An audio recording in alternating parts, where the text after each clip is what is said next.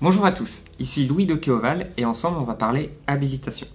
En effet, depuis le 24 janvier 2022, la Caisse des dépôts va venir contrôler les organismes de formation qui proposent des certifications inscrites au RNCP et au répertoire spécifique sur le site Mon compte formation. Qu'est-ce que c'est que cette habilitation? Cette habilitation, il faut déjà bien faire le distinguo avec Calliope. C'est différent. En effet, cette habilitation va vous permettre de pouvoir diffuser sur le site Mon compte formation vos formations qui sont certifiantes au RNCP et au répertoire spécifique. C'est donc différent de la certification Calliope. Concrètement, comment ça va fonctionner? Vous allez devoir, via votre portail EDOF, qui est l'interface entre votre organisme de formation et l'espace Mon compte formation, renseigner les différentes informations de cette certification, notamment l'intitulé, mais aussi l'organisme certificateur.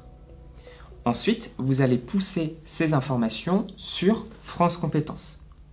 À ce niveau-là, la Caisse des dépôts va pouvoir vérifier les informations que vous avez renseignées et celles de votre organisme certificateur pour vérifier que les deux concordent bien, notamment au niveau de l'intitulé, puisqu'on certifie un intitulé de formation.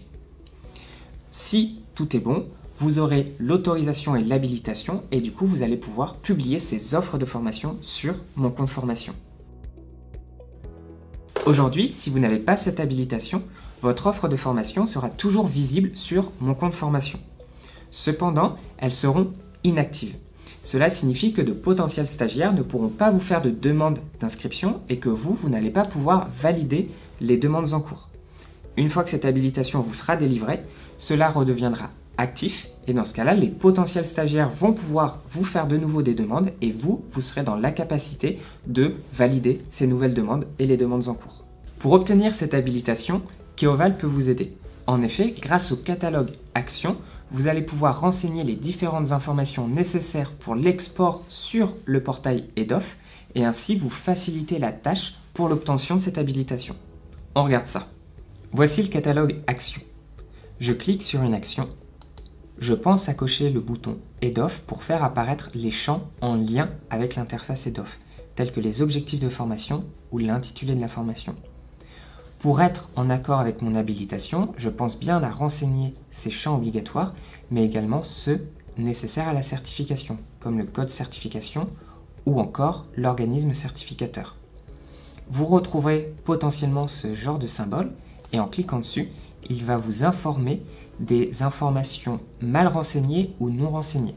Ainsi, je vois que sur cette action, je n'ai pas renseigné de date de mise à jour ni d'objectif de formation.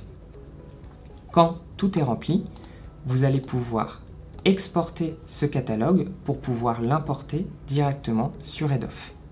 On en a terminé avec la présentation de cette nouvelle habilitation qui est nécessaire depuis le 24 janvier 2022. N'hésitez pas à liker cette vidéo, à vous abonner et à laisser un commentaire. Et nous, on se retrouve très vite.